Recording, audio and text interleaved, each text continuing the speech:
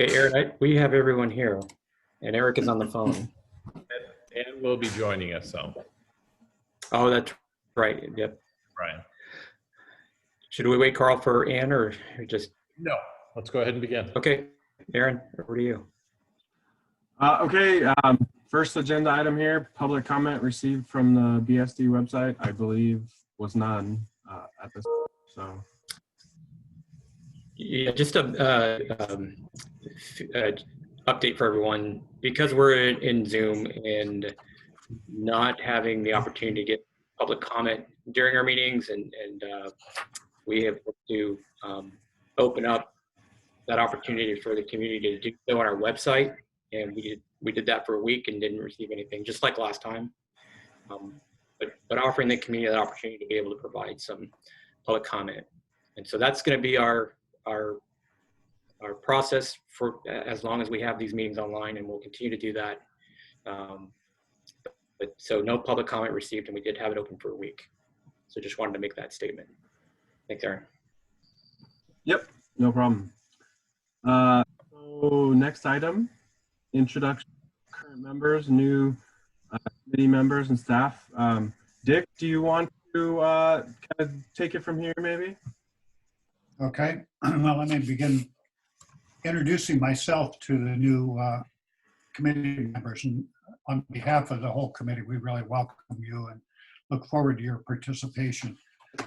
My background, actually, I do have a connection with the Beaverton School District in that I graduated from Garden Home Grade School, which has since closed, and Beaverton High School, and it's amazing that it's still standing. I went on to University of Oregon, studied architecture, and then graduated in civil engineering from Oregon State University, and went to work for Bechtel, a global construction company, for 26 years. Got some exotic assignments like Saudi Arabia. And then I worked for CH2M Hill, another global construction company, for 16 years before retiring. Most of my time was spent in construction and engineering, major infrastructure projects, environmental cleanup, did some semiconductor work, and ended up being the solar director of the solar division of CH2M. So that's my background. And I joined this committee 2 years ago, I guess. And that's the extent of it. So who wants to go next? Cheryl? Yeah, good evening, Cheryl Tweedy, longtime Beaverton resident and mother of 3 Westview High School graduates, and also the City of Beaverton. Cheryl, having trouble hearing you. Oh, I'm not on mute. Still not working? No, it's just, it's very low. Okay, hold on.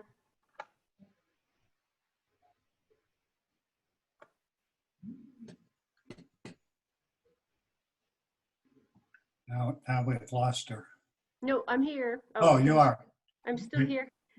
Trying to, hold on, get the volume up. Is this any better? I think if you just lean into it, you'll be fine. Okay, I'll just lean into it. This feels weird. Good evening, everybody. Cheryl Tweedy, longtime Beaverton resident. I have 3 children who have graduated from Westview High School and attended Beaverton schools their entire career. And I currently serve as a City of Beaverton Community Development Director. Good. Brian? Thanks, Dick. My name is Brian Kennedy. I have been on the committee since the beginning in 2014. I have 3 kids in Beaverton schools. I have a 9th grader and 11th grader at Sunset High School, and then a 6th grader at Meadow Park. I am the Chief Financial Officer for Metro, the regional government in the area. So I've enjoyed being on the committee. So thank you. Tom? I'm Tom Franklin. I have been on the Bond Accountability Committee since the inception with Brian and Cheryl, 2014. Prior to that, I was on the Citizens Community Involvement Committee that developed the projects for the bond.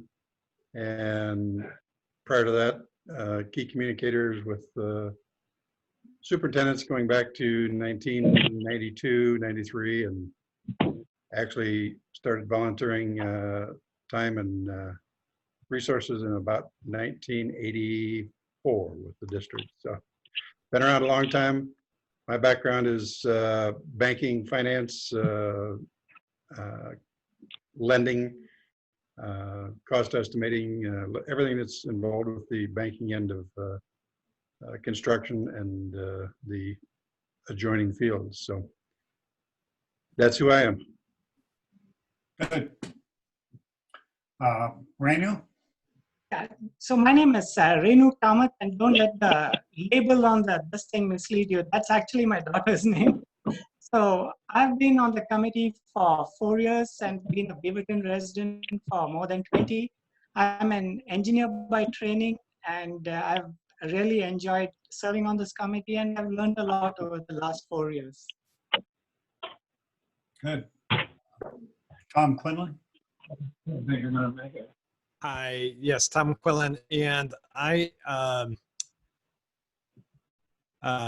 served on the Beaverton School Board from, I think, 2006 to 2013, and have been on this committee, I think this is my 3rd year. I have 3 kids who are older, but went to Bonnie Slope, Finley, Jacob Wismer, Stoller Middle School, and we continue to be huge supporters for Beaverton School District and really admire the work that the district is doing, especially in these difficult times. And I don't know how you guys are doing it, and my hat's off to you. It's phenomenal. Good. I think, is that all of our regular committee, our old committee members? Did I miss anybody? Okay. In that case, let's go through and have the new committee members introduce themselves to us. Who wants to start? I'm Brad Wright. I'm an architect and I'm a federal asset manager. So I've been doing this thing, I guess, in Oregon for the last 17 years. And before that, I was in the U.S. Air Force as in a few different capacities. I was a Russian translator before, which was how do you become an architect after that? But it's an interesting turnabout of things. But yeah, I have 2 kids at Jacob Wismer Elementary, and they're now getting to the fully formed stage where I can actually start to go out and get back into service a little bit more. So just really looking forward, opportunities to help out because the school does so much in this community and for my kids. So just looking, to find a way to plug myself back in. So thank you for allowing me to be here. Great. David? Hi, I'm David Ramos. Been in Oregon now since 2017. I have 2 boys that attend Raleigh Park, and a third will eventually get there. He's 20 months. My background is construction management. I'm the director of corporate real estate for Adidas. Originally started in general contracting, and yeah, really looking forward to being a part of this. Want to be able to bring some positivity and some value to how we can accomplish this bond. Good. Prasad? Hi. Good evening, everybody. This is Prashant Kulkarni. We moved to Northwest in Portland, Oregon about 7 years ago. We were in Dayton, Ohio before. We have 1 daughter. She's 14. She just started her high school in Westview. Obviously, everything is online, but super excited about that. As far as my background is in architecture and commercial construction. Been in this industry for almost 24 years. Worked in Asia, worked in Middle East, in Dubai, did my master's in Canada at McGill University in Montreal, and then working here in the United States for almost 18 years right now. And extremely excited to be part of this committee and looking forward to contribute. Well, again, I welcome you all. I see Eric's with us. Eric, you want to introduce yourself, please? I'm Eric Simpson. I'm the school board member that joins the bond advisory committee. I'm in zone 3, representing like Sunset High School and all the schools around it. And I'm a local product of the district. I graduated Sunset High School in 1990, and my kids are 8 and 6. They'll be graduating at Sunset in the future.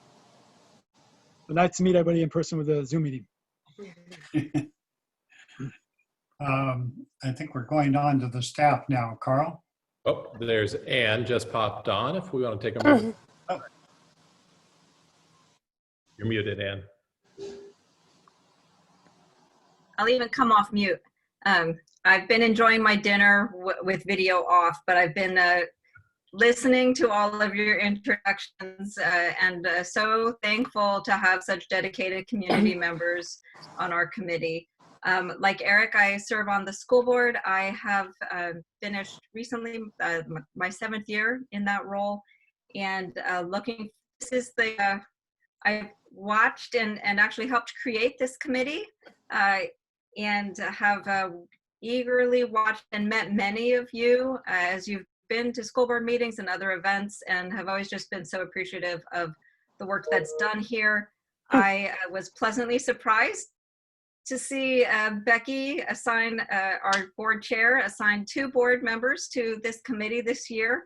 And so am glad to be joining you as we do this work. So thank you. I'll go back on mute. Thank you. Carl?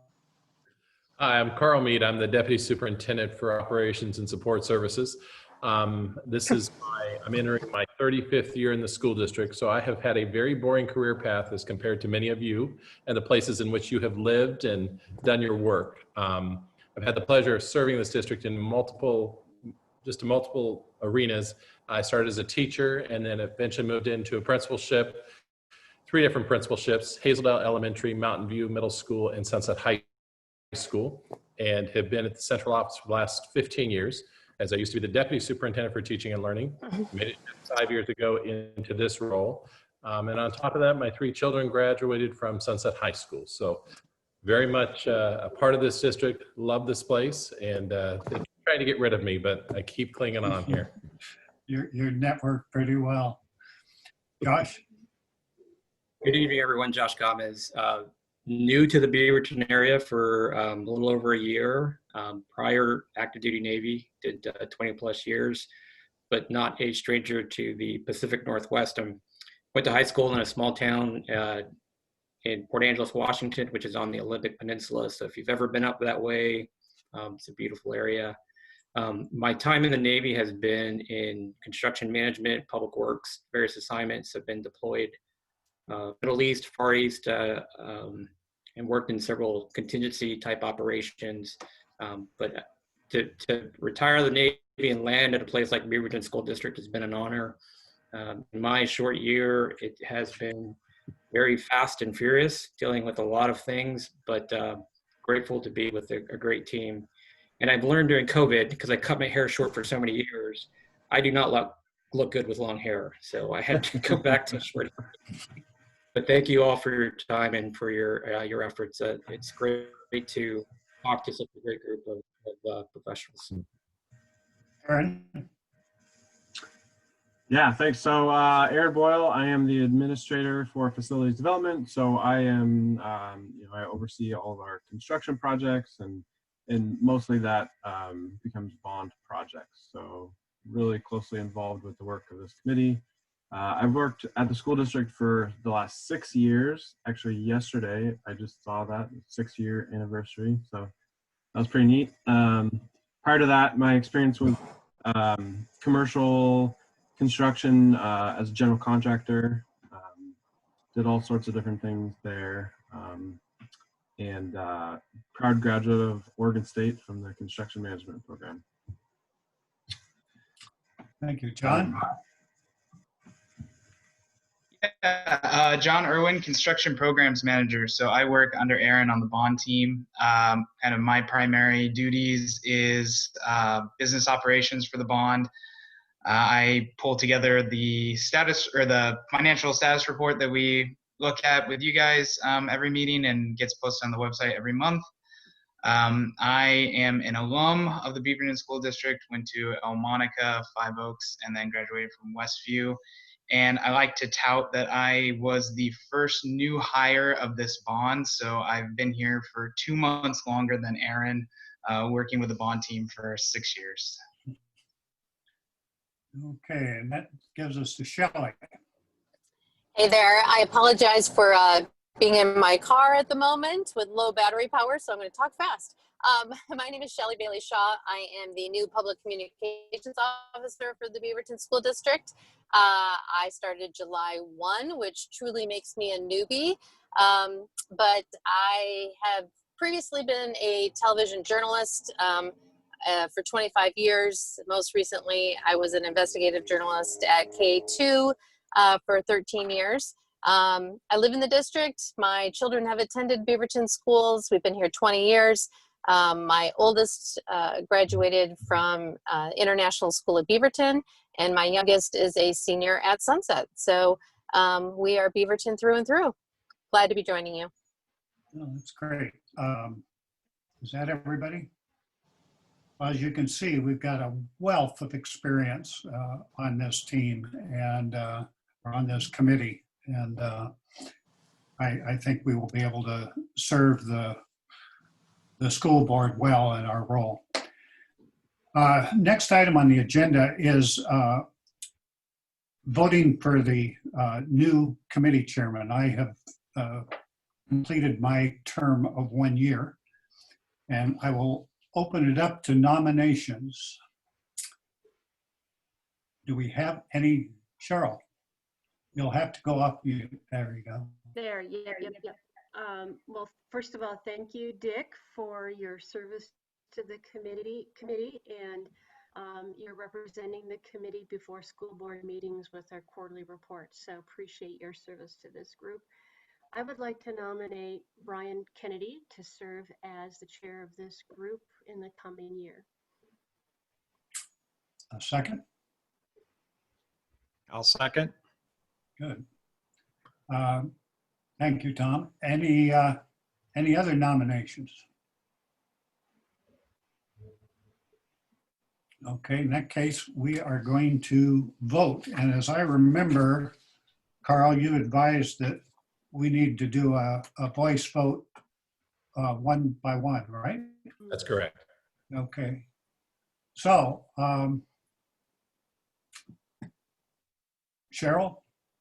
Aye. And Dave? Aye. And I certainly vote for him. Prashant?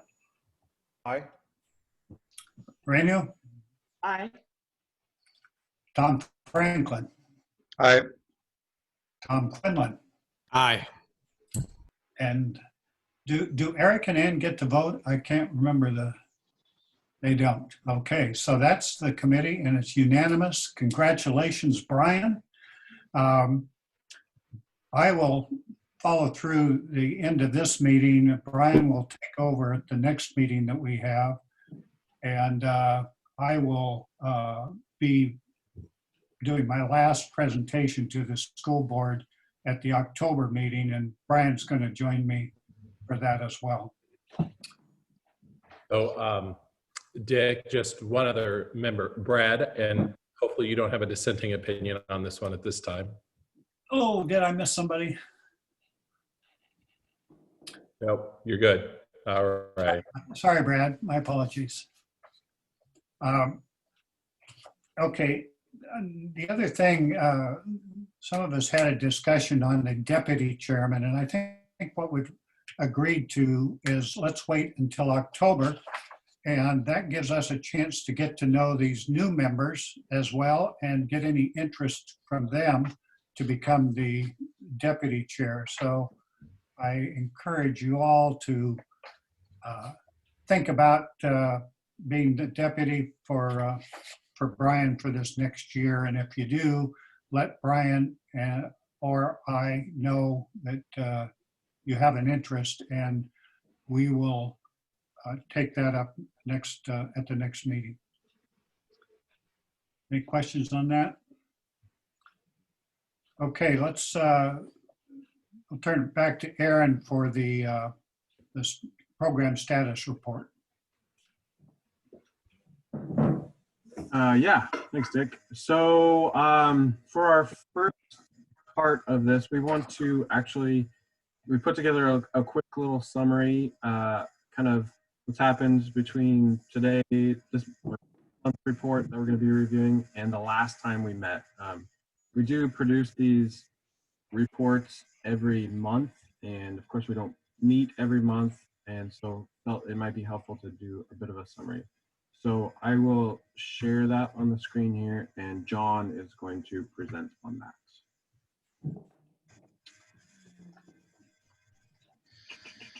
If I can find it.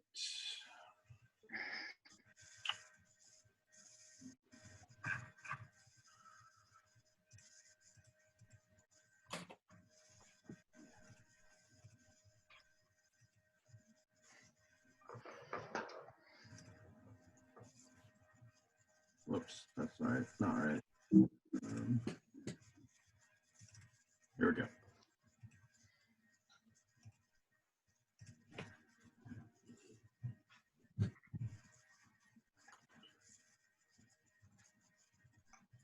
Okay, John, I think you should be good to go here. There we go. Okay. Yeah, like Aaron said, because we hadn't met with the committee for a while, we wanted to just kind of throw together a what did you miss kind of document to go over any major changes to the program since our last meeting. So the notes up here on top would have been a part of the last meeting with this committee in May. So these, the changes here would have been reflected in that report that we covered in that meeting. So you just see we had an increase to our program reserve due to some ETO reimbursements from the Five Oaks project. Around that time, the school board had approved some budget transfers that we had put in front of them, but because of timing of everything, it didn't show up in the May report. But those notes are further down. Aaron, if you want to scroll down. So the report we're going to look at tonight is the August 2020 report. And so the program reserve decreased, I believe the number was about 18.5 million between that last report we saw in May and the report we're going to look at tonight. So the big change there was those budget budget transfers approved by the school board. Those were presented to this group, and then after your guys' recommendation was elevated to the board for approval. So 12 million was allocated to the district-wide facility upgrades budget.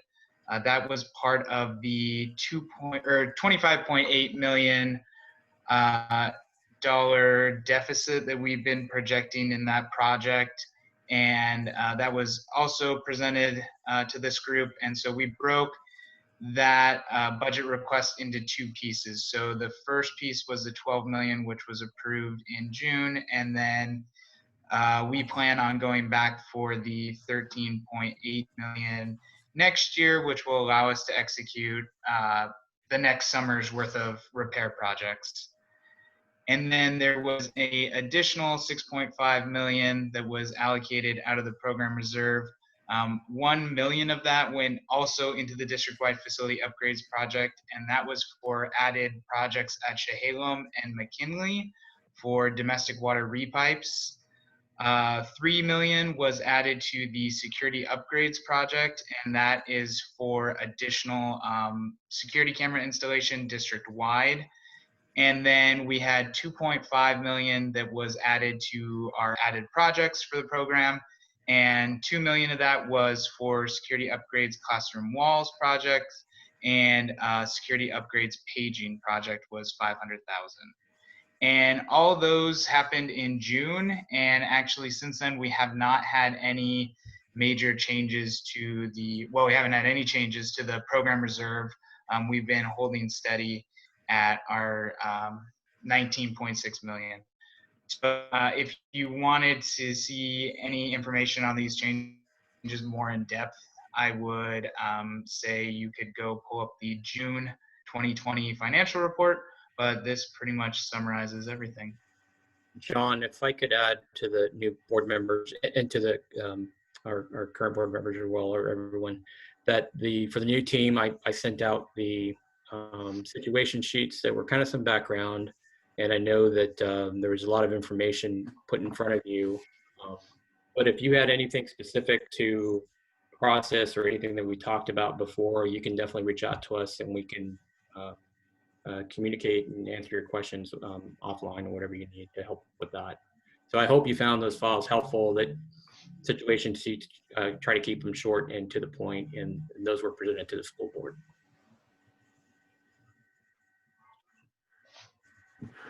Okay, excellent. I'll open up our August report here.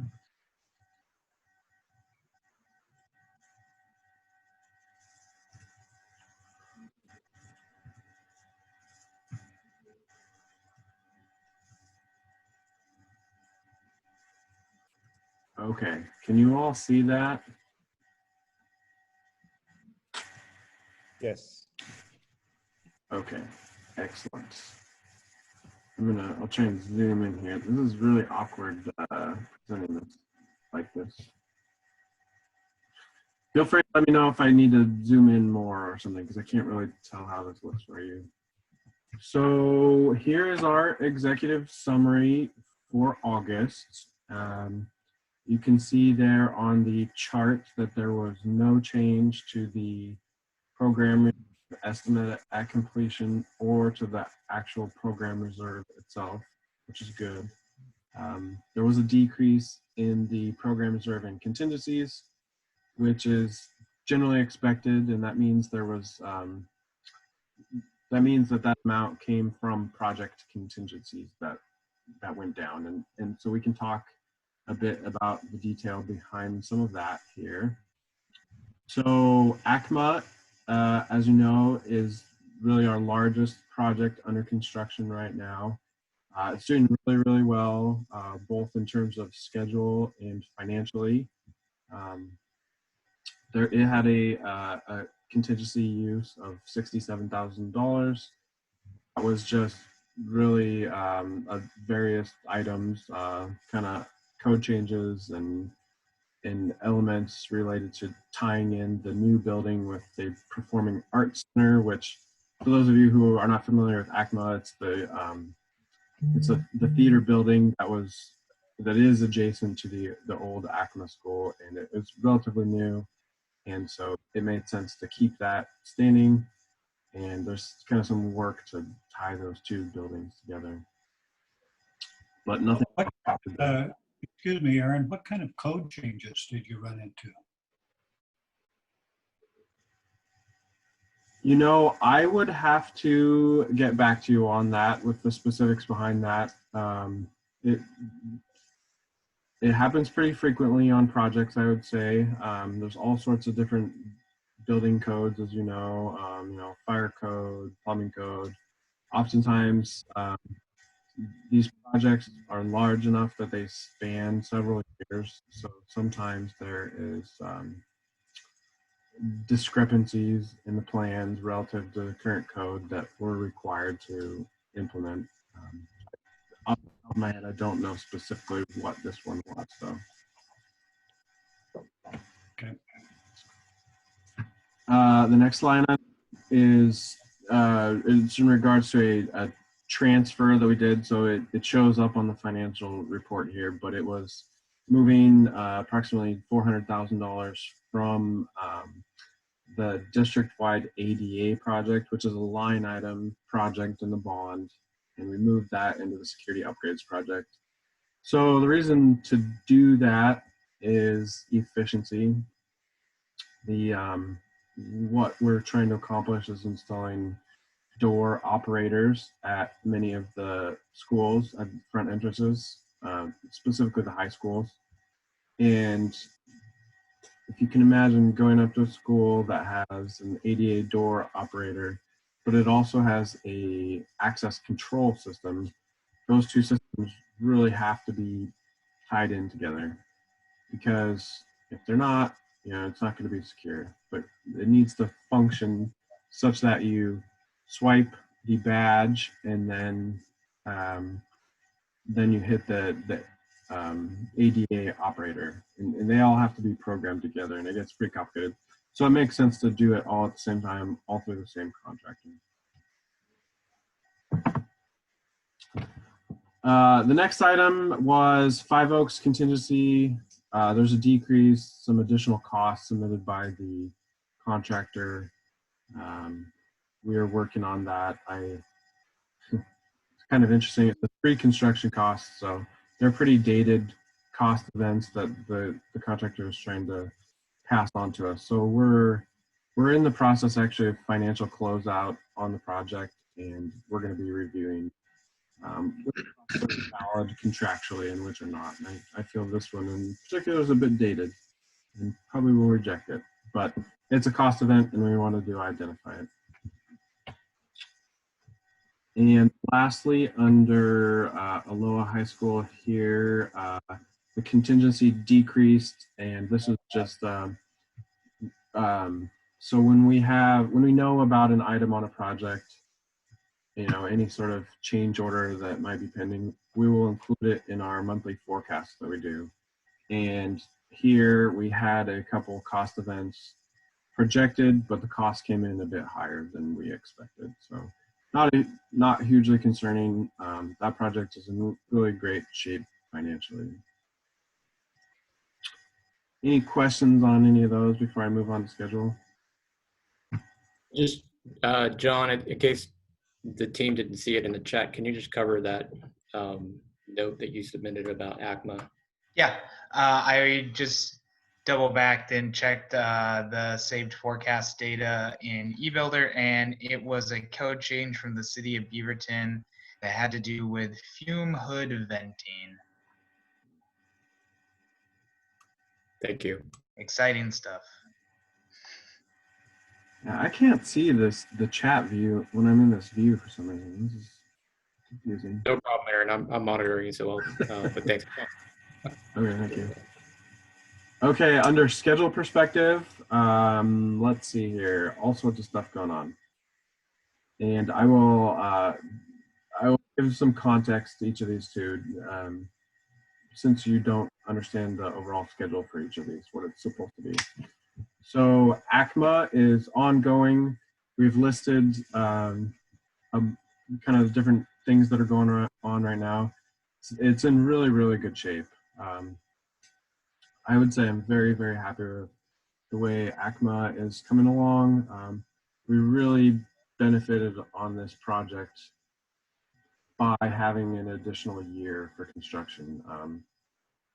For those of you who are new members, the past few years, we had several projects, replacement schools, in particular the new elementary schools, that because of the sequencing, because we were using a swing school, the construction of those projects had to be done within 1 year, one calendar year. And it ends up being a little bit less than 1 year when you factor in that you have to furnish the school and you have to move in and move out and demo and everything. And it was really, really challenging. It was really tight. It caused issues in terms of smooth turnover and quality, and it ended up really costing us by means of whenever there was a project challenge that we were responsible for, we had to really accelerate the work. Lots of overtime, and that became very expensive. Had the opportunity at ACMA to add the year to construction because it was the last school going through the swing school, which is the new middle school, and it has really, really benefited. I can say without a doubt that we have saved a lot of money because of that. And the product that we turn over at the end of the project will be much smoother and much faster.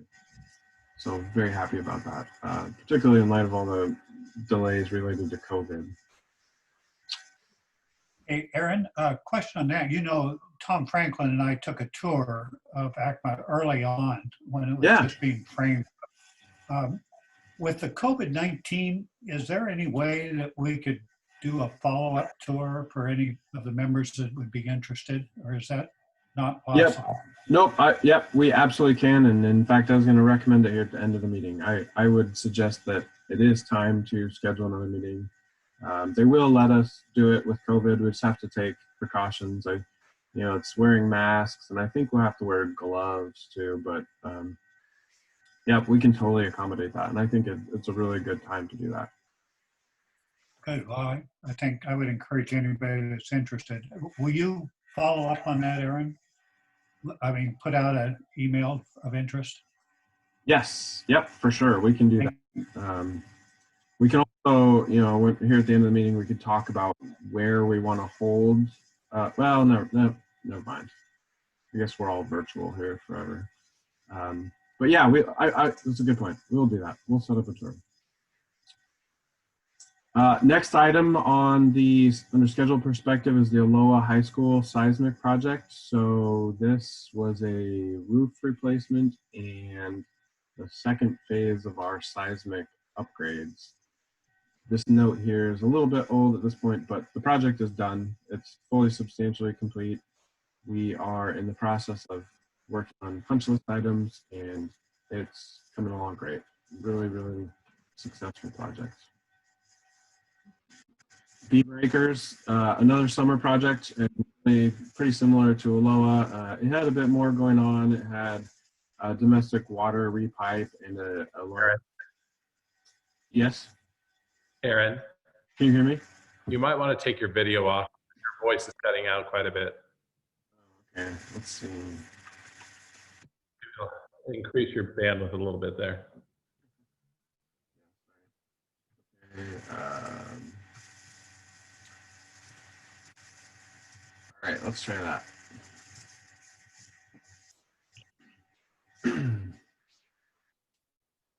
Okay. Beaver Acres, like I said, it's similar to Alola High School, very large project. It struggled a bit more actually due to impacts from the wildfires, which was really interesting. Kind of towards the tail end of the project, just a couple weeks ago. Still in the process of installing storefront windows, still finishing the roof, and all that work got put on hold. We had to stop, we had to pull off the workers just because it was unsafe for them to be outside. But at this point, things are in really good shape, and the project is substantially complete now, so things are looking good there. Maintenance facility, this is kind of a whole nother story. So this project is an upgrade to our maintenance facility. It's a property and facility that's adjacent to our main administration center. This is where our maintenance department is housed, and the grounds, which is part of the maintenance department. And a lot of the work on the project has been complete. It's kind of hard to appreciate the progress unless you saw what it looked like beforehand, but the site looks really, really good now. Most of the site is repaved, which it was just kind of gravel before, so it looks really good. There's some new structures and facilities out there. The project has been on a little bit of a hiatus. As we went to complete the third phase of the project, which is really the section up front along 158th, if you're familiar with the site at all. This is why there's still construction fence out there.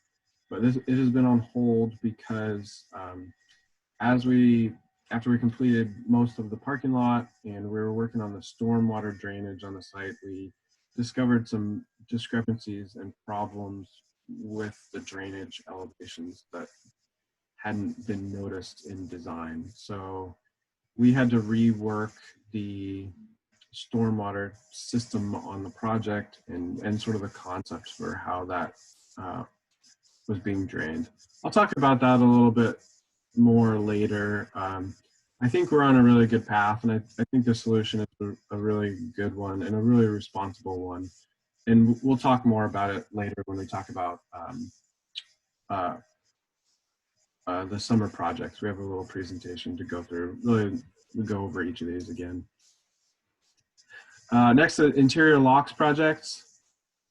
This was an additional project to the bond that we all discussed here as this committee, actually, and the committee recommended it, but it involved going through really every single classroom door in the district and changing out the door hardware to a handset that could be operated very easily and quickly to facilitate a lockdown in those classrooms. So before, there were a lot of classroom locks that didn't have locks on them. They're just door handles, or it required a key to be able to lock the classroom door or some other complicated function.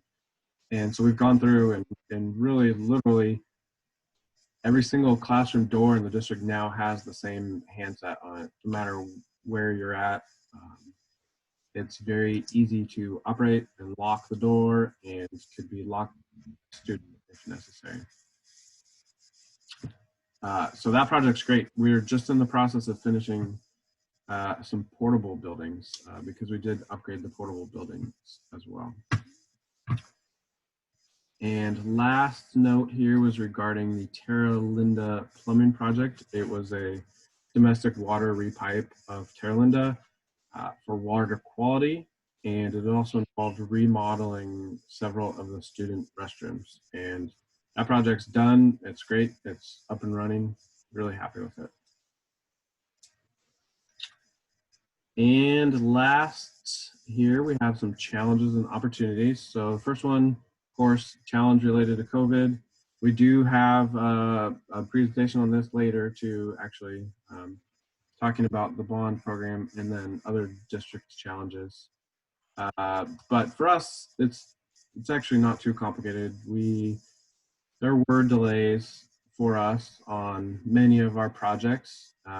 Most of those delays had to do with equipment, which is generally a long lead item, you know, ordering a HVAC unit. And we found that a lot of the factories that are producing those were really impacted and slowed down. You know, whether it's because the additional precautions that they were having to take, or if the factories were shut down due to outbreaks, whatever, really impacted lead times of a lot of our equipment. However, the flip side of all of this was we're not having in-person schooling right now, and so had a lot of flexibility in terms of how we completed our projects. It kind of washed each other out there. And Aaron, if I can add for the group, because of the school closure last school year in March, we looked at the opportunity to get contractors on board sooner. And we were able to do that at, I would think most of our projects. Alola High School comes to mind, that phase 2, that Contractor was able to get in. Beaver Acres, they were able to start early. You know, gain some time there, but then like Aaron talked about, that having some of the manufacturer challenges and dealing with that kind of supply chain, there was an impact on that. But and then of course on the tail end of having schools start up again, schools are still closed, but having some more opportunities to work in those facilities. So just wanted to share, we did have that upfront opportunity, and we the team capitalized on that. Yeah, thanks for that. Then the last one here was Raleigh Park, HVAC and electrical. This really, more than any other projects, really got hit hard by the equipment long lead. I believe actually today there's still a few like HVAC units that we have not received yet. So we're working to get that. Doesn't really impact anything overall. The school is mostly done, mostly in good shape. The electrical is all up and running. Teachers are able to be in there. It's just, I think there's 4 classrooms that won't have air conditioning yet, but working to get that fixed as soon as possible. Okay, that was a lot of info really fast. So does anybody have any questions? One question on the Raleigh Park HVAC, does that include any special air purifying? And I'm thinking of the COVID-19 issue. I know a lot of other facilities are installing special air handling. Is that included in this? That's a good question, and I might kick it to Josh here in just a second, but I will say not specific to COVID. The project was in design and really bid and kind of underway before we even knew about COVID, so it does not include anything like that.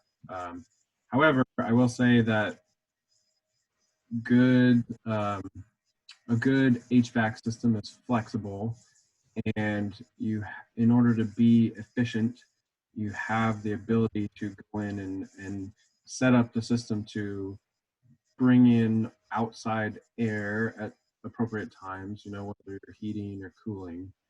And one of the big keys to keeping the air quality in the building safe, although it can tend to be less efficient, but it's bringing in lots of outside air. And so I will say that the system that's in there does allow for that, and it more so than that, it is integrated with our district-wide Johnson Controls platform. So our HVAC department has the ability to go in and make those changes as needed. I guess a follow-up question would be, are there any new requirements coming on because of COVID-19 for the different schools? And I can take that, Aaron. So Dick, we're doing a school survey. We're looking at all the systems that we have, because in some of our schools you have different systems, and we've been on, ASHRAE looked at their recommendations in terms of air circulation, air cleaning, and we're still putting that together to answer kind of your question. We are operating our systems 2 hours in the morning earlier than what we would have normally, and 2 hours later in the afternoon, so that we can introduce more of that air circulation that's recommended by the state. But in terms of adding, like upgrading our filters, for introducing some air cleaners, we're still analyzing that, because what we're looking at is the amount of CFM per person, per student. And we want to make sure there's enough of that from the air circulation side, and then also analyze, do we need to clean any of that air? So that's still being worked.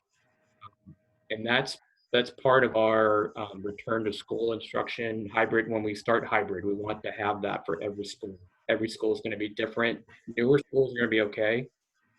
The older schools will have to make some modifications, and it'll be a combination of air cleaning and air operation. And we'll talk to that with each school and let them know why it's safe and based on how we're operating. Do you know yet where the funding would come if there was a substantial cost for that? Right now, it would come out of our general fund, and I have given our financial officer a heads up that this is coming, and we're gonna, he's having to work that now with other COVID requirements, like for PPE, things that weren't budgeted for, face coverings, hand sanitizer stations. And so he's having to look around the general fund and find that funding for it. So none of that comes under our purview for? Not at this time, Dick. We haven't. The one area that has come into it is there's a line item in the bond for maintenance equipment. And we've been able to use that funding line item to help buy some cart sprayers that are for disinfecting. And so we've been able to tap into the bond to help support that. Again, those are just equipment buys. And that's all that we've used the bond to purchase. So these are cart systems, they're handheld sprayers, and they are backpack sprayers. And it's just to help our maintenance staff to be able to clean more efficiently and cover a wider area. but nothing HVAC related, nothing equipment from a facility equipment related that we touched from the bond. Thank you.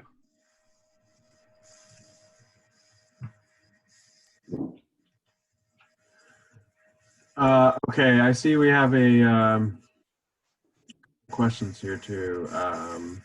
Do we see requirements changing with smoke? From Anne.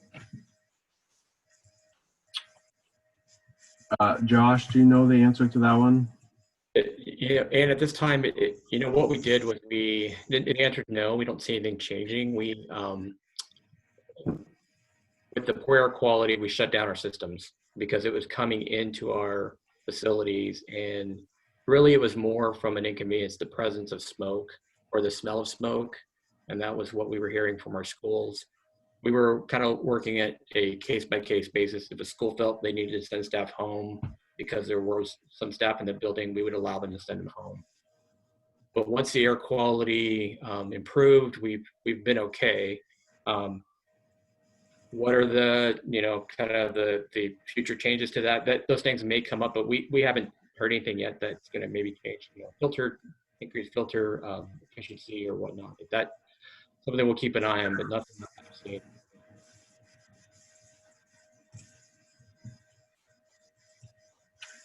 And then the question is that funded? I assume you mean that the necessary HVAC work. Yeah, this is David. I typed that right when Dick asked the question, so it was already answered. Oh, perfect. Okay. And then Prashant said it would be great to see, great to get a study done by a licensed engineer regarding healthy buildings. Total number of air changes have a great impact on air quality, but it comes with higher costs. Yeah, that is a great point.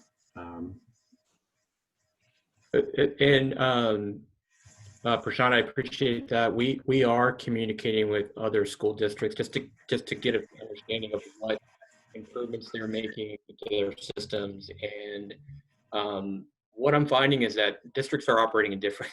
Some of it can be kind of just jumping to we need to buy air cleaners, and just there wasn't really any support or reason behind that. And then you have some schools are being more methodical. I think we're kind of more in that because of our comprehensive distance learning that's going to continue on into February now, and still having not, you know, our students in the building, we're going to still continue to work that because we also want to be prudent when it comes to funding. We want to make sure that we do the right thing, and we've got some more time to do that. But having a licensed engineer is something we've talked about. Do we need to bring some outside expertise to help us with that? And we're looking at that as part of our analysis and as we put together a plan. That's great, Josh. I think that will, in my opinion, I think it will really help to bring the licensed engineer in a timely manner, because it can not only impact the cost, but you can potentially have a very, I would say, cost-effective system in the future. Yep, thank you. Thank you. Okay, great. So I will move on here. And just as a reminder, this front page really contains all the information. So the rest of the pages are either redundant or backup. So I will probably go through them pretty quickly here. Whoops. So this is just our bond activity map, and it shows all of the projects going on this summer. Have any questions? Obviously, there's one that is red, which is the maintenance facility, and one that is yellow, which is Raleigh Park. I will address each of those. So the maintenance facility, you see on the scorecard on the next page, we actually changed it. So it's actually not red anymore. And this sheet is good and helpful, but one challenge for us is the timing of when this gets produced. It gets produced by another department, and the timing of that doesn't always line up with our report. So that is why there's a discrepancy there. But we did change that one to yellow because we effectively moved out the completion date on the project. That project is nice because it doesn't have like a hard completion date that we have to meet for any reason. Does that delay have any impact on anything other than just being late? No, it doesn't. I mean, it looks unsightly and it's to some degree inconvenient for the maintenance department, but it's not affecting anything other than that. And then Raleigh Park, I already talked about actually already. That one is yellow due to the schedule, and that's just the concerns about the equipment, long leads, and the COVID impacts there. Aaron, I had a question for you. All right, if this is the right time, I guess. Yeah, go for it. It's looking at, as I was just kind of tracking through, and I recognize the kind of discrepancy with the timing of things, so that kind of comes into play. But I was just looking at the completion dates, and just recognizing that there's typically closeout costs. Do we typically carry closeout as a line item where we actually track kind of costs so that we can draw down contingency against what we're anticipating, to have happen or have hit the budget? Because I noticed that there was, the dates on some of these, where we were completed, I guess, in August or September, or we will be completed in October on some of these things. And just wondering if we're actually tracking it beyond substantial completion and looking at the associated costs afterward. Yeah, that's really great feedback. And the answer is no. We, as far as schedule, we're really mostly concerned with substantial completion. And the reason for that, obviously to us as a staff, we manage very closely to final completion in terms of budget and performance and everything. But for this report, we've generally shown substantial completion because that's what impacts the ability to open these facilities and really determine whether it's successful or not. But yeah, we haven't on this report really shown too much with closeout. Other than I can show you on the next sheet, we do show when the project is closed out. So if it's not closed out, you can see that it's not closed out and ask why. The reason why I was asking is just kind of, I'm curious, how we track, say, there's the schedule performance and construction performance indices, and just kind of understanding what the milestones are that we're looking at. And if it's substantial completion, I think that's helpful. So does that also align with the budget that we're tracking? The budget for that project will track through substantial completion? Yeah, good question. So no, for the budget, we track the complete total budget for the project. But on this report, yeah, these dates, at least in terms of construction, are for substantial completion.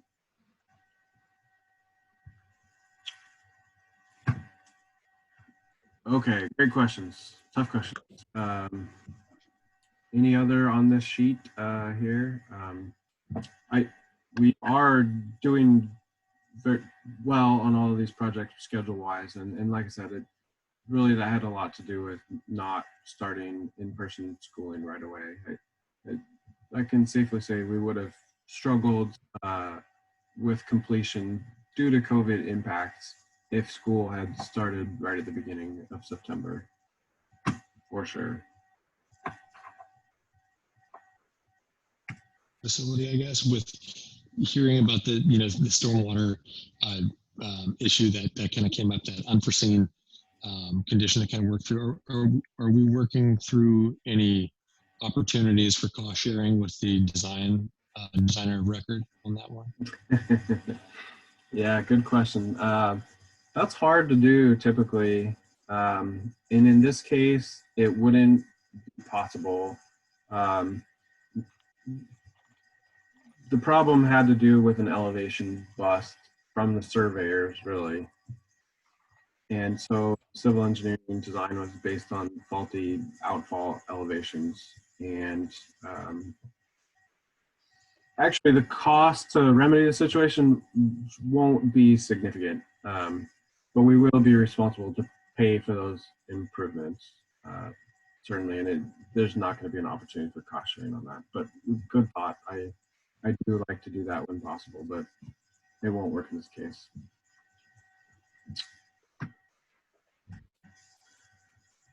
Okay, next sheet.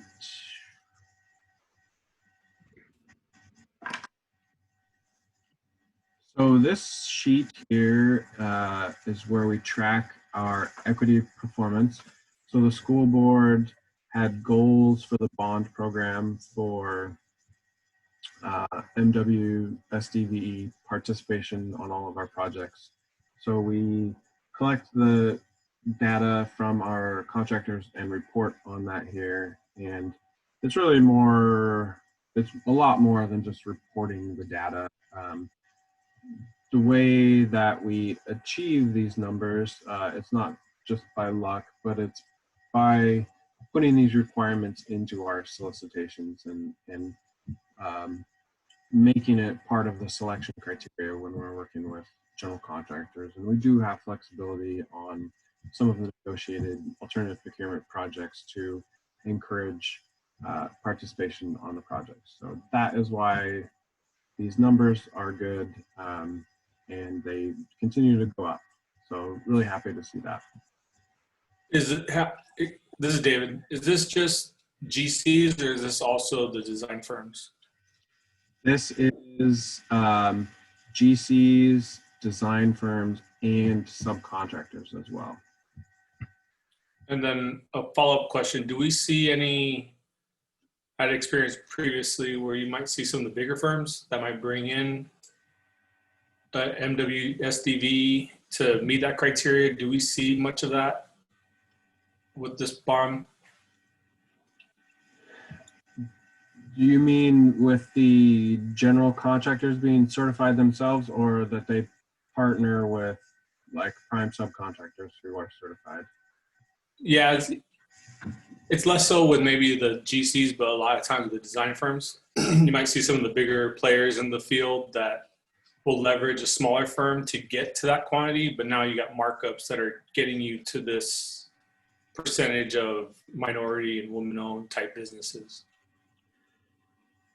Yeah, I know what you mean. Yeah, we have not really seen that a lot now. We do work with architecture firms who are certified, but they're not, it's not like a partnership situation. It's where they themselves are certified.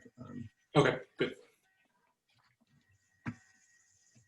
This, by the way, I feel very strongly about this, and this is something we are working to improve constantly, and we do network with our peer organizations, and they're constantly looking for strategies on how to improve our participation rates, and probably a topic for a future meeting at some point.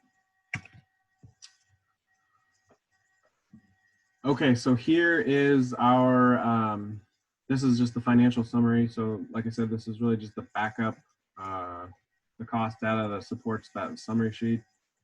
I'll touch on some of these, but I'm going to try to go through it here pretty quickly. So ACMA, we feel really good about the status of ACMA. Healthy contingency, given where we're at, very far along in the project. Expected completion date of March 2021. Really, hopefully on the point of any major claims or major unforeseen conditions. So feel really good about that. Five Oaks is substantially complete at this point. Very small remaining contingency balance on that project, and a bit of risk there as we start to do the financial closeout with the contractor. We do have a guaranteed maximum price, so we're going to work with them. We'll be auditing their financial records as well, so we're just now kind of embarking on that fun process. And I don't mean that sarcastically either. I like it. So we're going to make sure that we get a good, fair closeout on that project. Hazeldale is complete. There is a remaining contingency balance. We are doing, this is not blue yet, it is still gray because we are still closing out the finances on the project. There are a couple outstanding jurisdictional permitting requirements that we have to go out and deal with. But it's amazing how long closeout takes on these projects. It's really close though. Let's see what else is of interest. Timberland, I'll mention this one really quick. The new middle school at Timberland, you can see there is a contingency balance there. That is still there because we will be, this is the school that's been used as the swing school throughout the bond. And next year, once ACMA is complete, it will be outfitted as a middle school. So we still have an open project to go in and outfit it as a middle school. So, you know, really everything that goes along with that, furniture mostly, but really just to get it set up and ready for, to have a whole brand new school in it.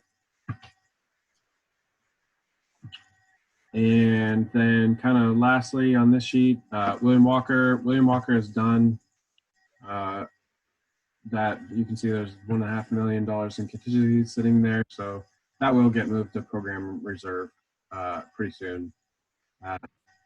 Just working again, similar to Hazeldale, working on the closeout, working with the city, try to get all the easements in place and plat recorded and stuff, and then in the process of closeout there. Okay, oh, go for it. Folks, I know you mentioned that it had just closed out, and with the note saying that, you know, we kind of drew down the contingency due to pre-construction costs. With the pre-construction costs, were those known earlier in the process and we just reconciled that via change order? You cut off. I couldn't hear everything. 5 Oaks, Aaron. Okay. Yeah, I'm not really receptive to that change order personally because pre-construction was done on the project 2 years ago. So they just brought the claim to us, wanting more. So it'll be a topic of discussion for us here in the near future. Aaron, this is David. I don't know if this was covered previously. On contingencies, is there a process to allocate the contingency to reinvestment? Is that a board process, or does that lie with you and the balance of the team? Great question. There's not really a process spoken of, no. I mean, in general terms, what we would plan on doing is moving that back into program reserve. And then really it falls within the, well, there's various thresholds for who has authority to do what with the program reserve. Josh has a certain authority, Carl has a certain authority, and then above, or if it's a new added project, it has to go to the school board for approval. And I guess per line item, if it's that specific school, if something comes up during the construction process and say, maybe the lock set piece, there was a shortfall for one of the schools, can that contingency be shifted over, or do you have to go through a lengthy process in order to allocate those funds to fulfill it? Yeah, really great question. No, we actually we've set up a project that we do have a balance in, and we call it our post-warranty repair fund. So when there are issues that are construction related that we are not able to cover through various warranties, we do have a budget available to be able to go in and deal with those issues. Understood. Thanks. Yeah, if it's a large issue, then it does become more of a lengthy process, which is kind of bad, but try to avoid those situations as much as possible. Just to follow up one thing on the speaking about the 5 Oaks piece, does Beaverton, and if this isn't the right place, please let me know, but does Beaverton School District track contractor performance, you know, whether it be actually, you know, design firm or construction firms, and if so, you know, what system do we use to kind of track that performance?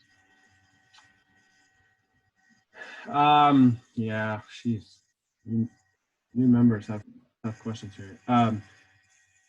We do not have a formal system for that. I do believe that we need one, and I believe it would be very helpful to us.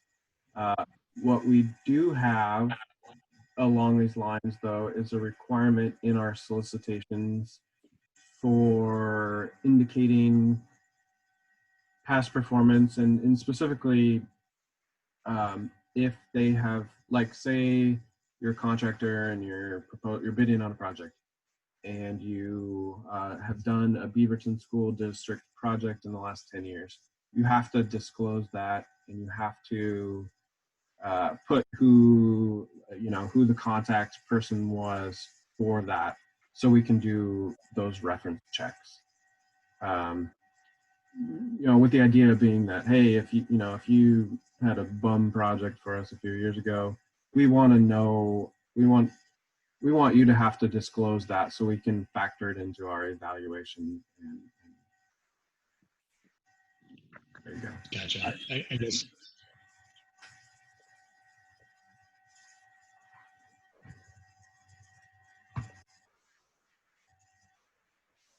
Performance assessment reporting system, cpars.gov, might be an opportunity for us to kind of look at tracking people's performance.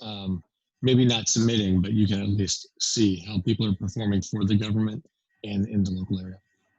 And I was going to add, Brad, that thank you for bringing that up. From my time in the Navy, we were very big on CPARs and contractor evaluations. And Aaron and I have talked about that because in dealing with contractors of various sizes, the one thing that I have always been vocal about is when they're not performing, our ability to have that hammer to say, we need you to hold to the contract. We have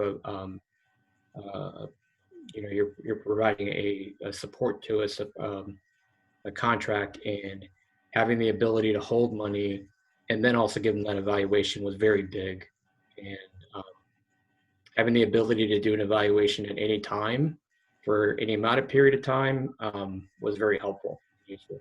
So I think in kind of looking at Beaverton and working with Aaron and looking at that opportunity to be able to, because I have that kind of mindset, I've had it for my time in the Navy, and it was very helpful. So something that I look at from the government side of trying to, on the federal side, of bringing that to our district. Hey, Aaron, I don't want to get involved with the procurement process in this meeting, but is there a link to show how the procurement process happens? Public is obviously different than private, but it would just be good for the committee to understand how work is awarded, both from a design and contractor standpoint. Yeah, we don't have anything like that. We do not. We follow the ORS rules on procurement, which are complicated. I can give you a quick brief, though. Happy to do it. So for design firms, it's pretty straightforward. Under 100,000, we can direct award, and over 100,000, we have to do a qualifications-based selection, which means we are describing what we want for the project. We describe the evaluation criteria. We accept proposals from different design firms and then award 100% based on qualifications, zero cost data as a part of that evaluation. And we pick who we want, and then we sit down and negotiate the contract, which is kind of a tough situation, to be honest. And there was rules that were put in place by the architects. But there's good reasons behind it too. It gives you the most qualified firm instead of picking the cheapest firm. So that is how design contracts work.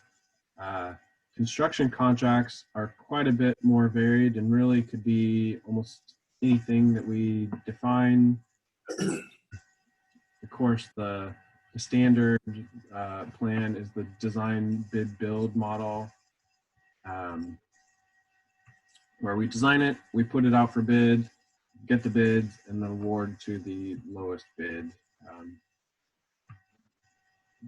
I could talk probably forever about different procurement methodologies. But that's one. That's the standard. That's kind of the default that we'll use.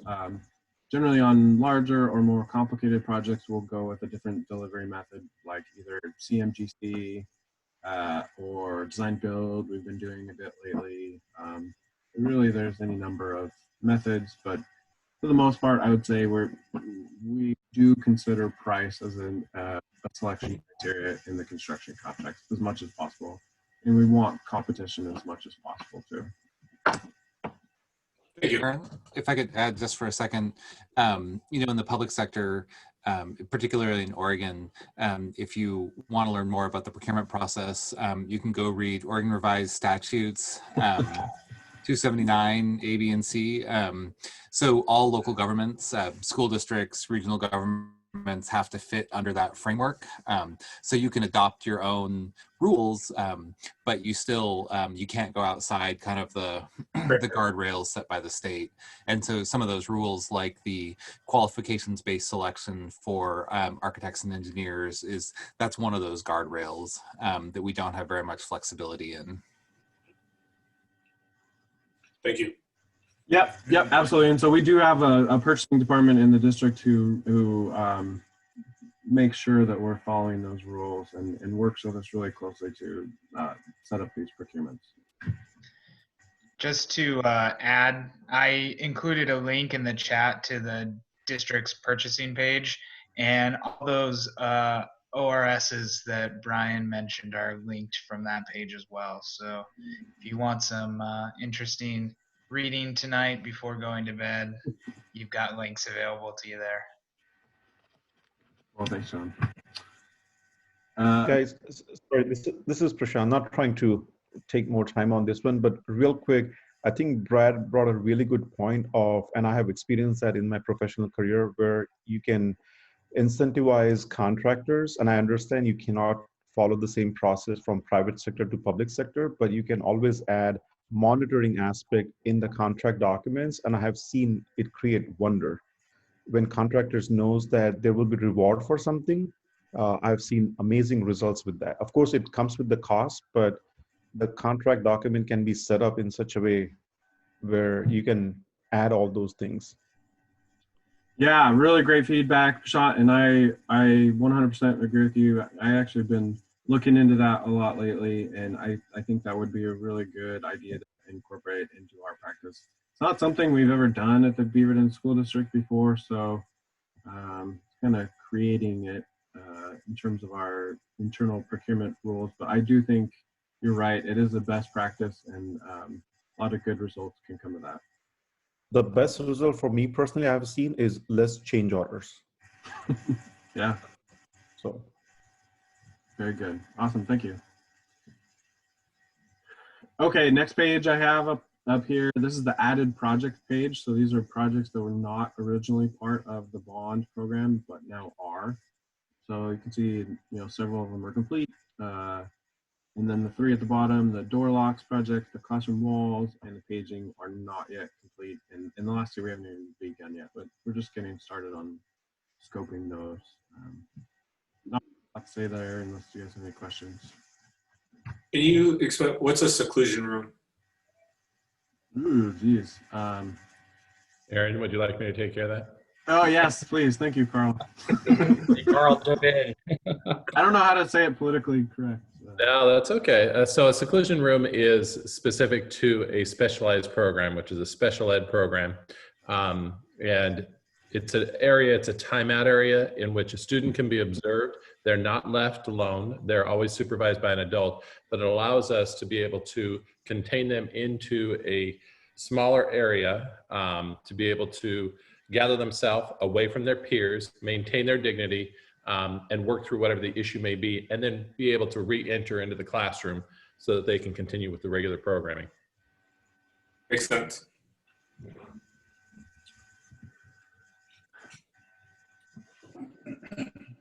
Okay, this page, this is the district-wide repair projects.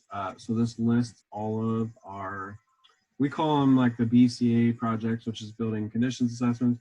Really, it's any of they're generally smaller, not always So, but it's the repair projects. This is the kind of the not fun ones. This is your HVAC, your roofing, your electrical, your pipes, all that stuff. John talked about it a bit in his summary where he talked about the budget increase to this program here and how we're also projecting another increase next year. You know, I would say to you all that really this is the area that probably has the greatest program risk as we look towards the future. You know, I'm not concerned about ACMA. All the other projects are in really good shape. Seismic projects are in really good shape. It's the budget around these conditions, district-wide repair projects that are challenging. They were all, and I've described this many times, but they were the projects that really weren't fully vetted and scoped and costed out up front. So we have this huge workload or huge list of items that need to be done and really not a ton of cost definition around them originally. Have a lot more so now, but these ones are subject to more cost escalation we have noticed. And so this is kind of where our risk lies for sure. This is David again.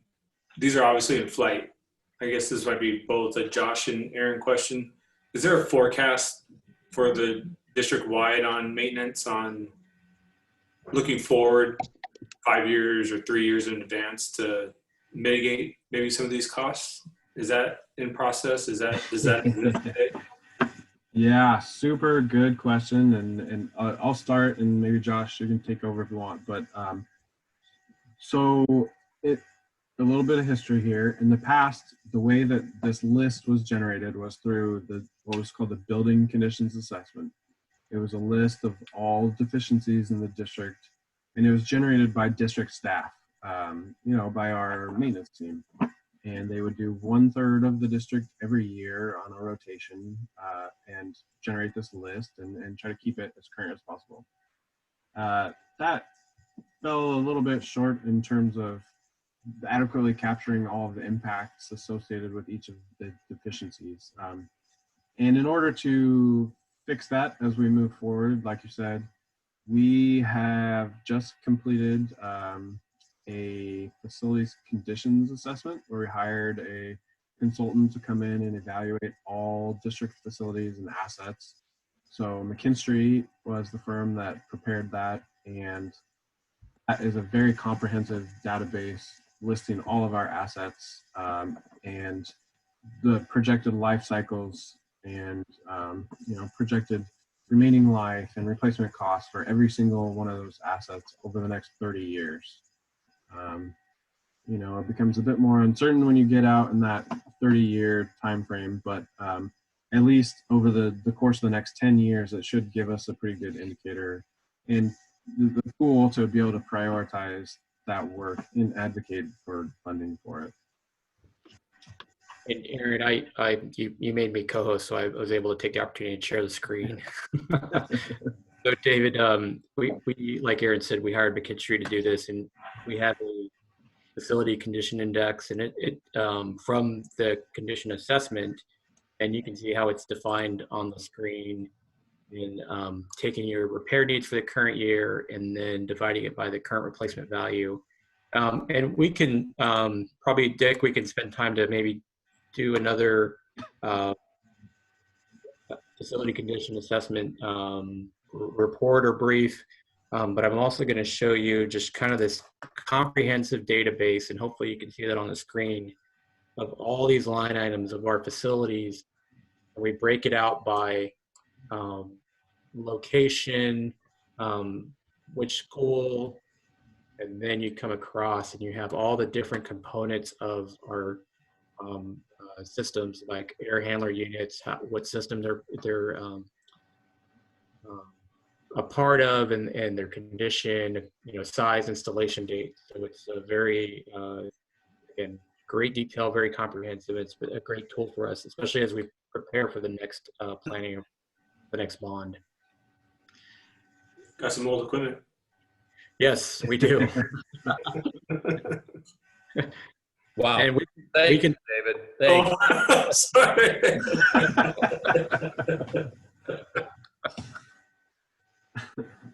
From an equipment standpoint, not a human being standpoint. No, we couldn't agree more, though. But this is truly, as Aaron was saying, this is exactly the reason why this report, this company was hired for this. We just did not have the bandwidth within our staff and the background within the staff overall to be able to assess this on a regular basis. Thing that I noticed with that band of the FCI, that's a pretty tight band. If the goal is to keep things in that tip-top repair, because you'd be pretty well on. We would have some amazing bonds if we were some very expensive bonds, shall we say. Okay, so that's the repair page. Like I said, I do think that really is our greatest risk. We are projecting a future budget increase. That number that we projected is about a year old, so we're going to be revisiting what that exact number is, but I mean, it shouldn't be too far off, hopefully. This shows... Sorry, jump back. Is all of this, if you go back one slide, and all this work has been awarded already, or is there still some in the procurement process? I would say these are all in, well, actually the notes there kind of indicate it. So anything that doesn't say beginning in 2021 it should be done already. Oh, gotcha. Thank you. Also, just to add, so like this program in its entirety is, I think it's like 400 plus line items. So there are several projects that are rolled up in the completed row or the in closeout row. Those are the blue and gray ones. And then there's a bunch of line items that aren't even on this page yet because we haven't started them. So as we add projects every year for the upcoming summer, they get tacked on here. Yeah, I guess that raises another point to my mind, which I'll just share. So one challenge really for us right now with the timing of things is we're planning on another bond in the next couple of years, and we have moved all of the projects within our current bond that are like at really, really old facilities. So, say Raleigh Hills. We know that Raleigh Hills probably is at the point in its life cycle that it's not worth investing in. It really needs to be replaced. Projects scheduled at Raleigh Hills have been moved towards the end of the bond. And so were we to find out that there was not another bond, it would create some challenges. It becomes awkward doing project selection when you have a project scheduled for a building that really towards the end of its life, but you don't have a plan to replace that facility yet. So that's the awkwardness that we are struggling with right now.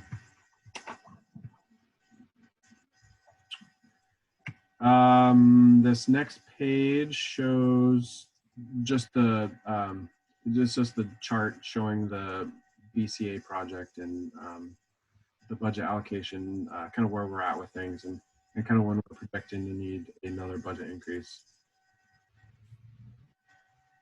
This is our Seismic projects page. So I can talk a lot about each of these, but these are all in really great shape right now. I can tell you happily that the contingency balance on both Alola and Beaver Acres is going to go up. We're finishing the projects right now and financially closing those out, but I know for certain that those contingency balances are going to go up as we start to unencumber things and get it closed out. So really happy about where those are at right now.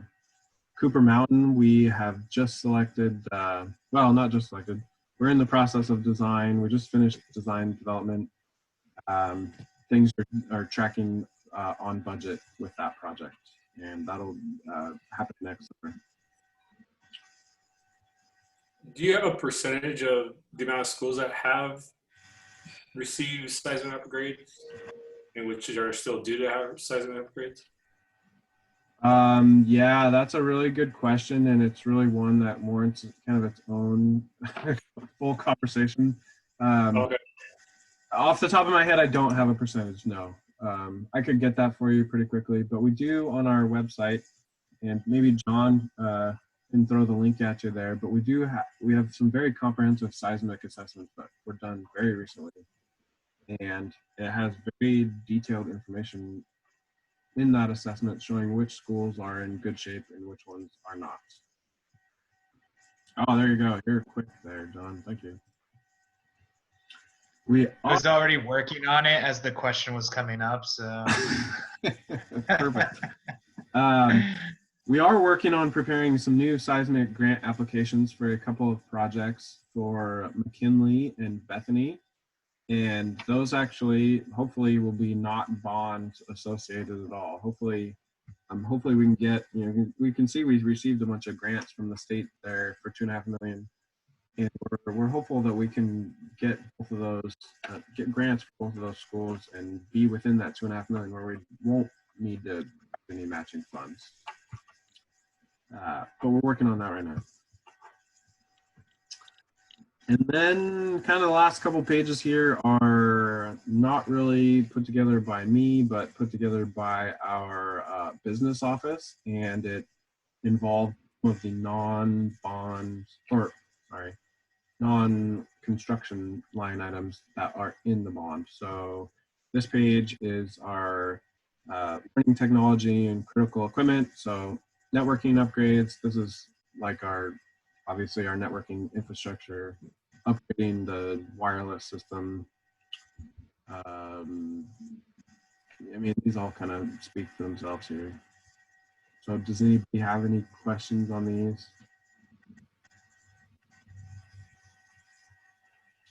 Very cool. And then the last one here is kind of similar. We've got school buses, copiers, athletic equipment, maintenance equipment. That was the one that Josh referenced earlier. And then a few other little things here. I guess one question, are we expected to provide comment on these two areas, given it's kind of out of the construction piece? I would say that it's within your purview to do so if something jumped out at you as not being appropriate. It's kind of hard because there's not really enough detail there for you to do that, though. So. But David, that's a great question, because any of these areas, they do need to answer to the Bond Accountability Committee, and we are certainly welcome to invite the department heads to come in and share information with you. If you wanted to go deeper into what those expenditures were, how long those expenditures were to last, so on and so forth. So we certainly can do that. Absolutely. Okay. And we have done that in the past. We had the district CIO come several times and talk about the computer purchase program. Correct. Yeah. Yes, and we've had John Poplinski join us. It's been a couple of years since then. But that is on the previous page. It's more along the personnel side for curriculum development. And so he was here about 1.5 years ago presenting that information. And then the last page here is just our bond program cash flow. Oops. So you can just, that green line on the top there needs to be updated, but that's our total bond amount. And then you can just see our cash plan, our actual expenditures and encumbrances and how those are tracking along. So you can see we're getting pretty close to the top there. Okay, that's that for this this sheet, and I have the summer projects presentation, which I think I'm going to commit that we can go through it really fast because I think I've said all the information already for the most part. Let me find it here.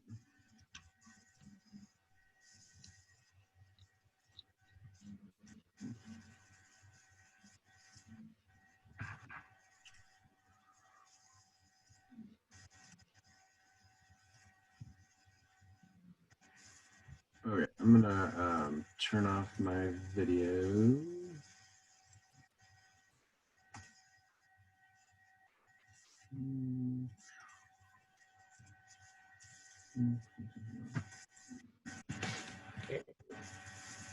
Aaron, why don't I share my screen and that'll free up some of your band and I can drive through.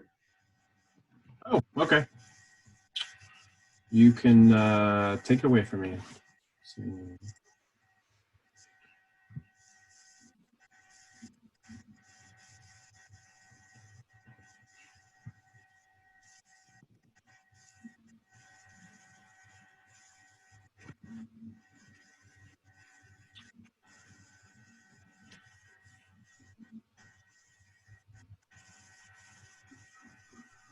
Okay, here we go. So this is just, oh, okay. This is a list of all the projects that we had going on this summer. Lots of stuff going on. The first group there is kind of our larger active projects that were ongoing. I think I've described all these already. At this point in time, ACMA is really the only one that is in active construction. The rest are all substantially complete or completely done or in punch list work. Five Oaks, there's a few things going on here and there, but it is substantially complete, and we're in the process of commissioning the school right now. Oh yeah, maintenance facility, we talked about that one on hold. Plan to restart that here in the spring and have it be done by the end of next summer. Security upgrades. So this is another one that probably could warrant its own discussion.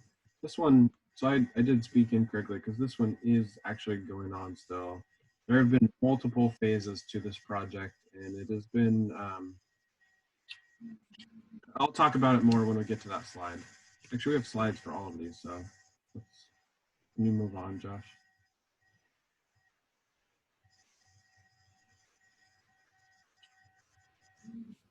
Aaron, will everyone have access to these slides? We can send them out. Yeah, absolutely. I think that'd be great. Yeah. Yeah. There's a lot of information here to digest, so that's a great idea. We'll send it out.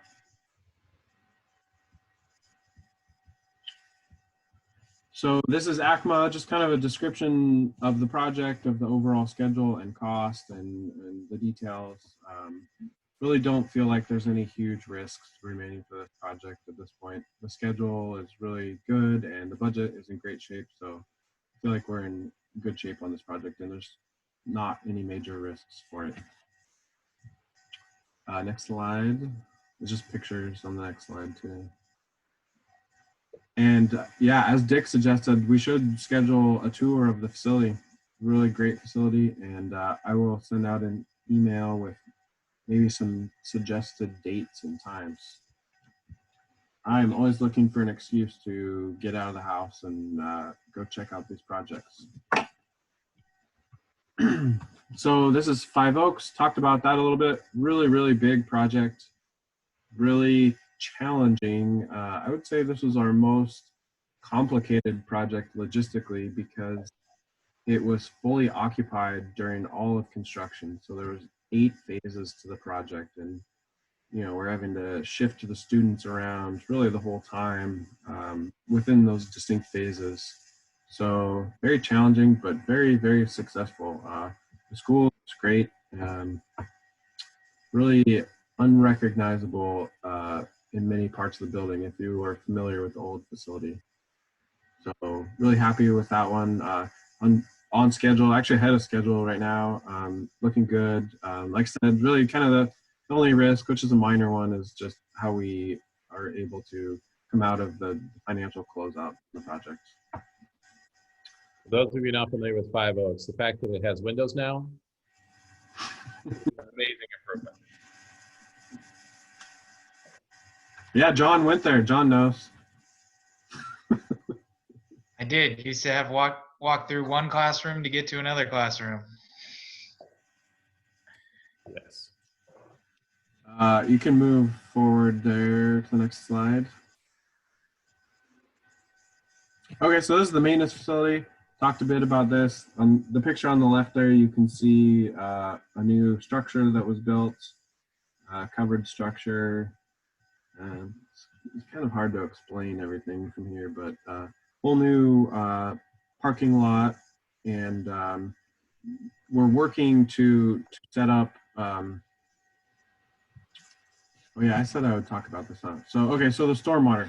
So there's a little settlement pond which you can't really see on this picture, but it's off in the little corner there, and we found out that elevations didn't work to drain our stormwater. The pond, outfall into the pond from our catch basins, it was lower than our catch basins. So of course that didn't work. Because the water from the pond was backing up into our catch basins. So we had to redesign it, and the designers for the project, I don't know how many of you have had to work with Clean Water Services recently, but there's a lot of really, really challenging requirements lately in around stormwater treatment and conveyance. So what it would have required for us to do was to install a massive underground water storage tanks that capture the water as it's leaving the site and regulate its the amount of water leaving the site, so it doesn't flood like the streams and things.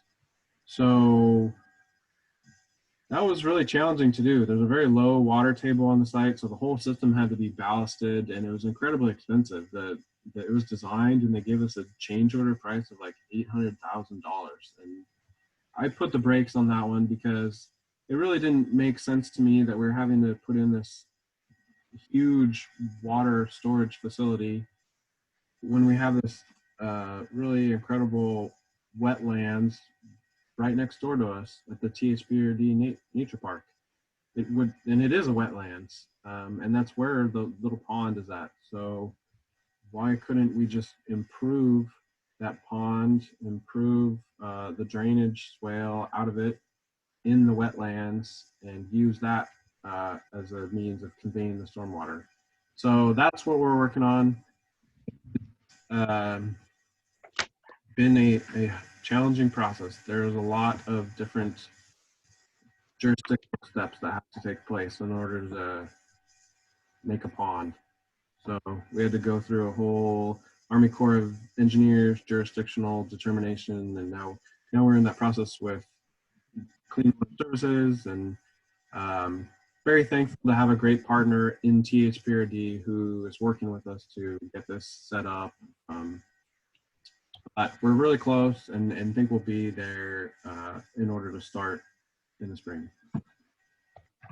Josh, on that slide, would you mind just using your cursor to show everyone our actual property, because it's very misleading in this picture? Yep, so our property is here, here, here, here, here. You can follow my cursor.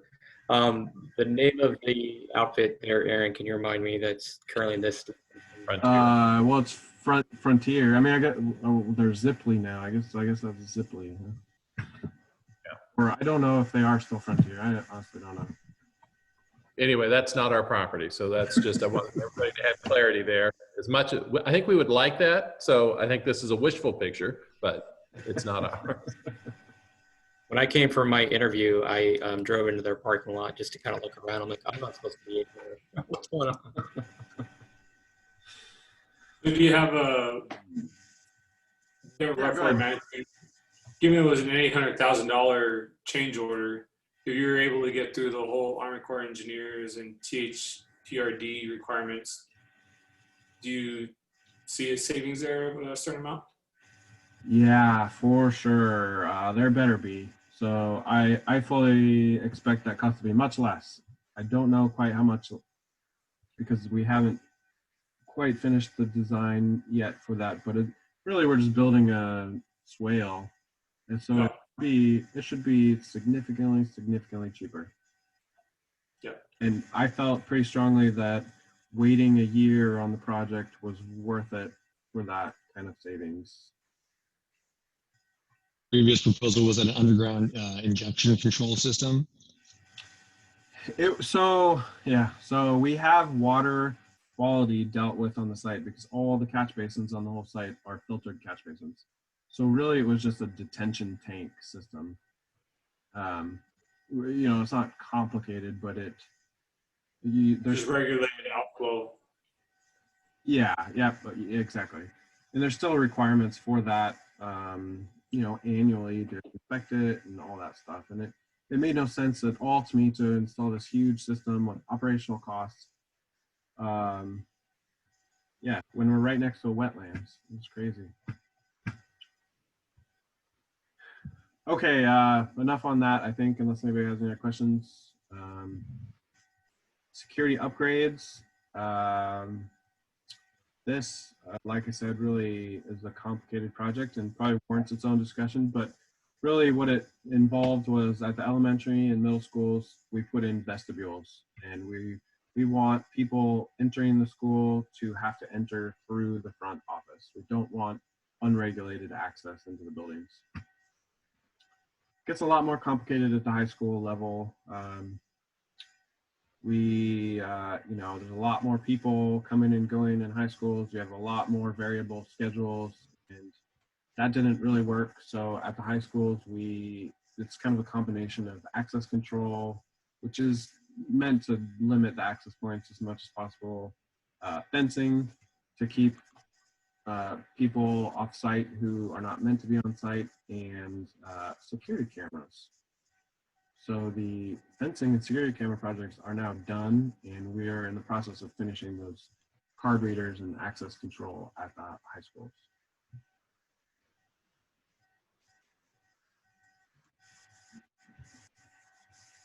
Seems like I'm going kind of slow here, so I'll turn off my video again. Ready for the next slide here, Josh.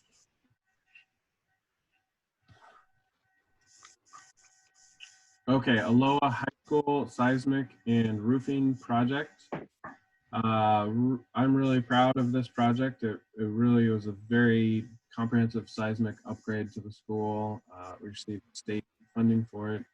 Really thankful for the school board support to increase the budget on this project. This is one where it looks concerning if you look at the financial report, because the initial budget was initially much smaller, and the reason for that in this case is because the scope of the seismic upgrades really changed significantly to be a full seismic upgrade to the whole facility, including immediate occupancy areas and the gym and the auditorium and commons. So really great upgrade for the school. Included a re-roof of most of the school. There were a couple areas like over the gym that didn't need to be re-roofed, but everything else was replaced, and really incredible for the school. It's done now and in good shape.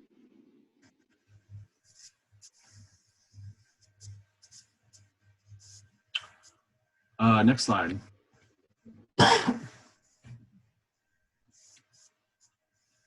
We're just about out of time, so I'll try and speed it up here.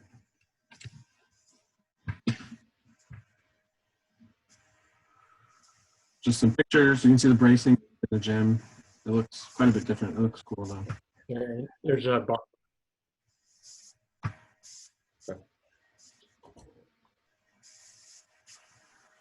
This is Barnes Elementary School. So we did a re-roof of the school. So really it was on the picture there, it's everything that's not green colored. It was an overlay of most of that, and then it was a total re-roof of the gym. There were some rotting and structural challenges at the gym, so a bit more work there. They're actually still finishing up the gym. There were some delays there due to the wildfires, so that is still being finished as we speak, but really close to being done, and the whole part of the school building is done at this point. Next slide. Beaver Acres, you can see a huge hole there in between two classrooms. That was to install new footings. That was, it's actually really interesting to look at the history of Beaver Acres and all the different additions through the years, because it's really quite the hodgepodge. But what that led to was really a inconsistent seismic supports throughout the school. So we had to go in and add a lateral force resistance system. So that's what this picture was, but we kind of did those all over the school. Along with that, we did a roof replacement and window and domestic water line. This is a picture of Highland Park. Really big project at Highland Park this summer to replace the HVAC system. Kind of the same deal at Whitford as well. A neat project for these schools because they will now have air conditioning, which will be really appreciated, I'm sure, when we return to school.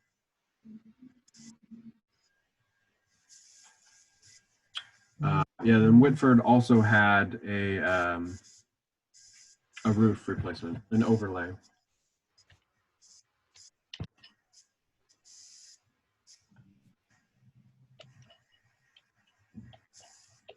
Raleigh Park, we talked about that one a bit already. Really, it was an HVAC and electrical project, but things are going great out there. And other than the unit ventilators that we haven't received yet, we're in good shape and complete.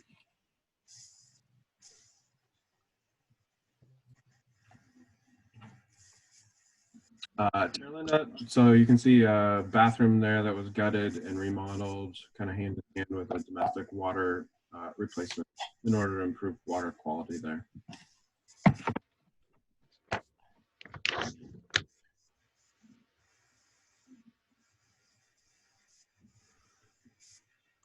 And this is the auditorium upgrade. So this has been a long project over the course of many years, but wrapped it up this summer.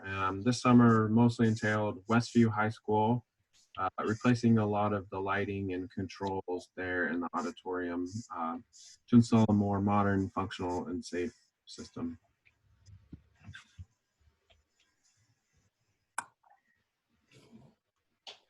And next year, so we've just started on some designs for next year. Of course, there's a few projects that are still carrying through, but these are some of the new ones we're going to be working on. Bethany roof and HVAC, Cooper Mountain seismic I mentioned, and then a whole bunch of roof replacements next year. So that does it for those. And then we just have a real quick update here on just some COVID impacts that we hadn't really discussed yet.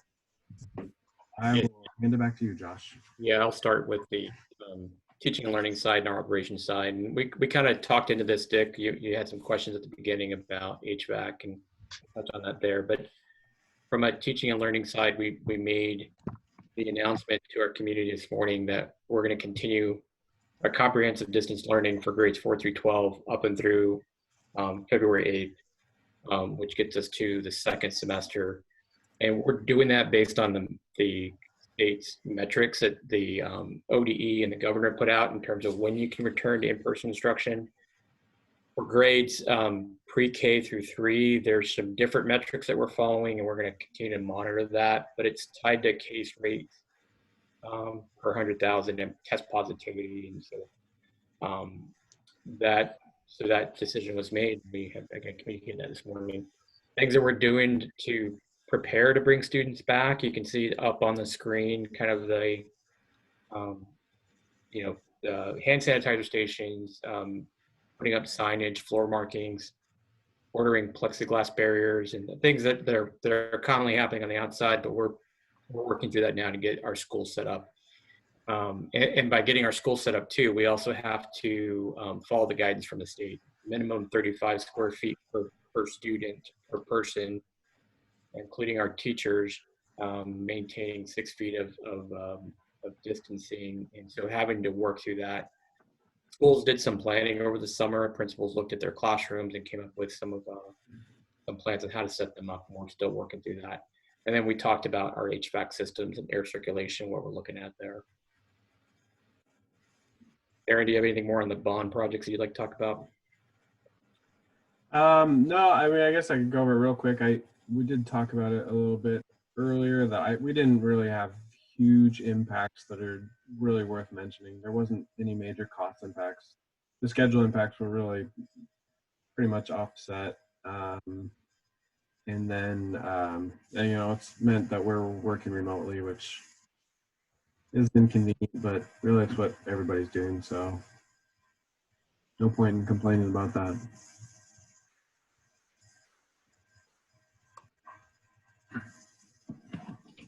Aaron, that was the last slide that we had. So I guess to wrap up the summer projects and all that, any questions about that, we'll get the slides out to the group and you.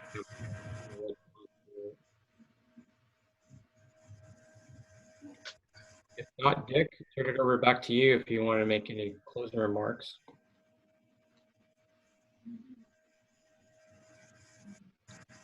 You're on mute, Dick.